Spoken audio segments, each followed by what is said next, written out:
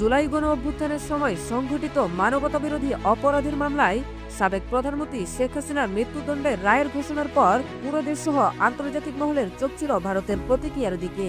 অবশেষে নয়াদিল্লি এই বিষয়ে আনুষ্ঠানিক সুরে প্রতিক্রিয়া জানিয়েছে। রায় ঘোষণার মাত্র ৩ ঘন্টা পরই ভারত সরকারের বিবৃতি আসে, তবে প্রতিক্রিয়াটি ছিল সংক্ষিপ্ত এবং কূটনৈতিক। বিবৃতিতে ইন্টারন্যাশনাল ক্রাইম ট্রাইব্যুনাল শব্দটি উদ্ধৃতি চিহ্ন রেখে ভারত ইঙ্গিত দিয়েছে তারা ট্রাইব্যুনালের গঠন, বৈধতা বা নামকরণের সঙ্গে পুরোপুরি একমত নয়।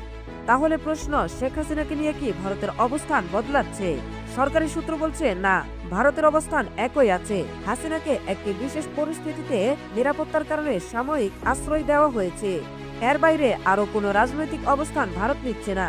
এখন সবচেয়ে আলোচিত প্রশ্ন হলো, বাংলাদেশ যে প্রত্যর্পণ চিঠি পাঠিয়েছে তার কি হবে?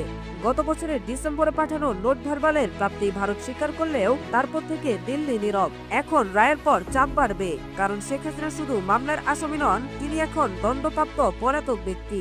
তবুও আন্তর্জাতিক আইনে ভারত প্রত্যর্পণ না করার সুযোগ রাখে। প্রত্যর্পণ চুক্তির একটি গুরুত্বপূর্ণ ধারা হলো, যদি ভারত মনে করে অভিযোগগুলো ন্যায় বিচারের স্বার্থে নয় বরং রাজনৈতিক উদ্দেশ্য প্রণোদিত, তাহলে তারা আসামিকে ফেরত